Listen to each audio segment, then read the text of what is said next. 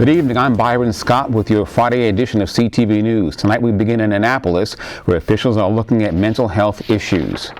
A bipartisan group of senators in Annapolis announced a package of bills aimed at behavioral health. There are 7 bills in all. They include measures that would expand the number of mental health clinics in the state, provide more services for children and youth, as well as home and community-based services.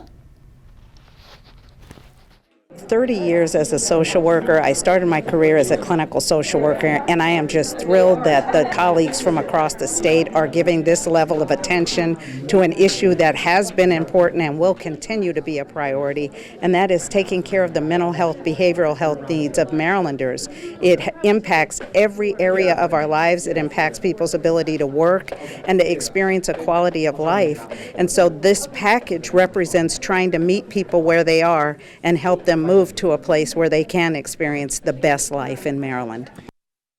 The lawmakers estimate that some 780,000 Marylanders suffer from some form of mental illness. Also in Annapolis this afternoon, the Economic Matters Committee hearing testimony regarding House Bill 556. The measure calls for the establishment of a regulatory framework for legalized cannabis in Maryland. Lawmakers are in the process of creating a framework for how the industry will operate. One organization supports legislation of marijuana but is against House Bill 556. We actually appreciate the intent of the bill. However, the one main concern that we have is that cannabis will be switched into the Alcohol and Tobacco Commission, which is legislatively ran and directed by sworn police officers. And due to the harm that police officers have had on our community thus far for generations, I don't believe that sworn police officers are the appropriate body to regulate a legal cannabis industry, especially one that intends to be as fair and equitable as possible. And I heard you talking earlier. Who again would you like to see oversee this? We would like to see the Maryland Medical Cannabis Commission become the Maryland Cannabis Commission, and we would like to see the legislature fully fund them so that all their employees are vested in the state system.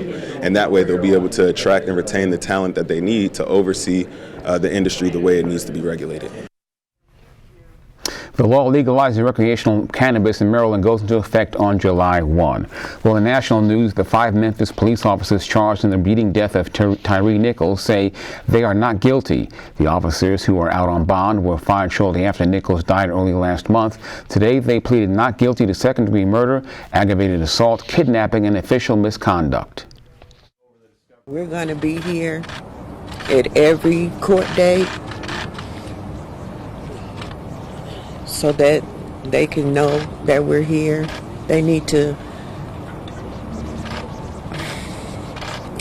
I don't know, I feel, it's funny because I feel very numb right now. I feel very numb, and I'm waiting for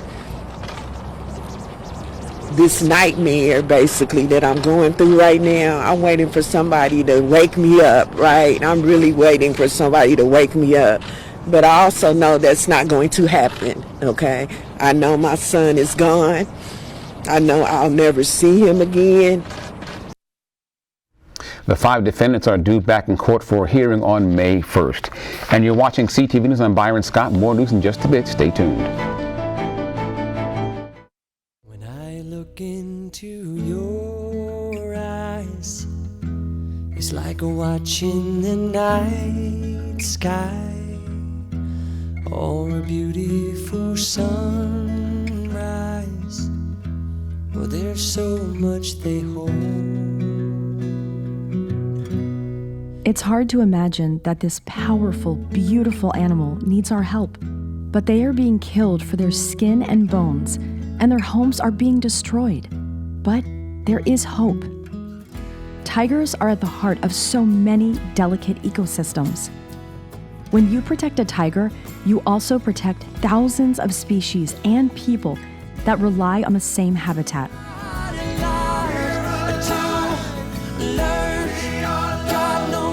When we protect tigers, we all benefit. Learn how you can make a difference. Welcome back. State health officials are reporting 607 new COVID-19 cases today. The state positivity rate stands at 8.54%. Meantime, in the last 24 hours, 10 Marylanders have died from COVID and 424 residents are hospitalized with the virus. Well, a Capitol Heights man could spend up to 30 years in jail for scheming to steal over $1 million in COVID-19 loans. 25-year-old Jerry Phillips pleaded guilty today to wire fraud, federal wire fraud, identity theft, and gun charges. Prosecutors say over a 2-year period to conspire with his brother to defraud COVID relief programs. Phillips will be sentenced in April. As we reported yesterday, Maryland Delegate Leslie Lopez is sponsoring a measure to crack down on unwanted sexting. Hours after the first hearing on her bill yesterday, Lopez tells CTV News that she received an unsolicited sexual image. Her legislation, HB 600, would create a task force on preventing non-consensual sexual imagery, especially cyber flashing and deep fake images.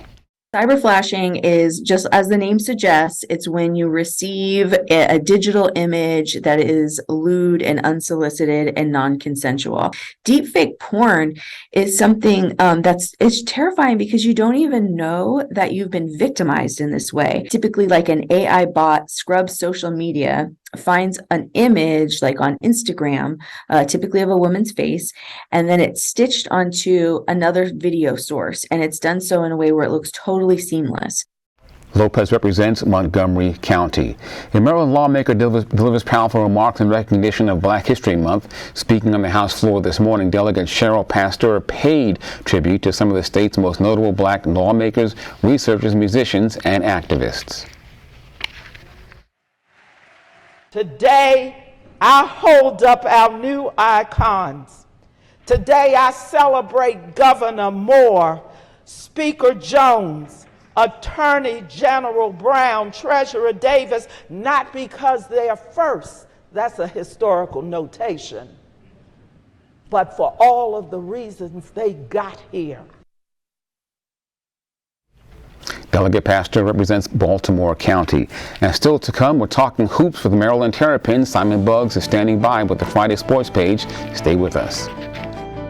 Hey guys, it's Simon Buggs, and coming up in a bit, UMD women's basketball coach Brenda Freeze gives some insight into tomorrow's matchup against Michigan State, and 3 Bowie State players will look to make their mark in 2 exciting events taking place next week.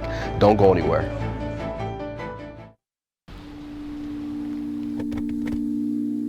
And is this with the doctor or is this with the nurse practitioner? Fantastic. Dad, lunch. Got some soup for you. You are loved. Oh, you. Look at those freckles. This was very much. You are valued.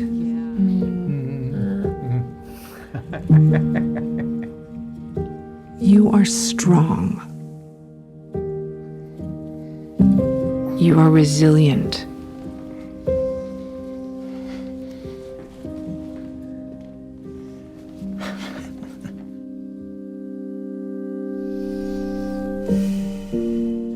You got this. You're there for them. We're here for you.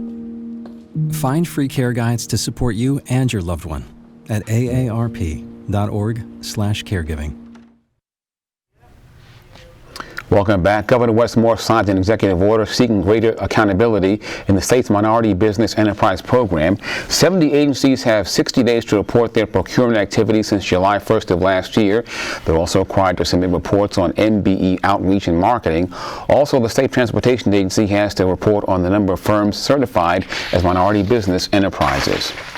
And a Silver Spring doctor faces rape and sexual assault charges. This is the suspect, Dr. Ishtiaq Ahmed Malik. Montgomery County Police say 2 female victims went to the advanced walk-in urgent care on separate occasions. The victims say Malik groped them inappropriately, touched them sexually, and assaulted them during routine exams. The doctor was taken into custody yesterday outside his medical practice. Anyone with information on the incidents at the urgent care center asked to call the police at 240-773-5400. Well, do you need an appliance? If so, the Maryland Controller's Office wants you to know that President's Day holiday is the perfect time to buy during the Shop Maryland Energy Weekend. The state will pause the 6% sales tax on select Energy Star products. You can buy the products in person or online to get the tax-free benefit. Shop Maryland Energy Weekend begins tomorrow and runs through Monday. Well, some good news for those of you who use Metro. Starting Tuesday, the Red Line will operate every 8 minutes all day on Tuesdays, Wednesdays, and Thursdays. The Blue, Orange, and Blue Plus lines have already started to increase service on these same days as they are the busiest. Along with the gradual return of more 7,000 series trains to service, efforts are also being made to hire more rail operators to fill the shortage caused by the pandemic.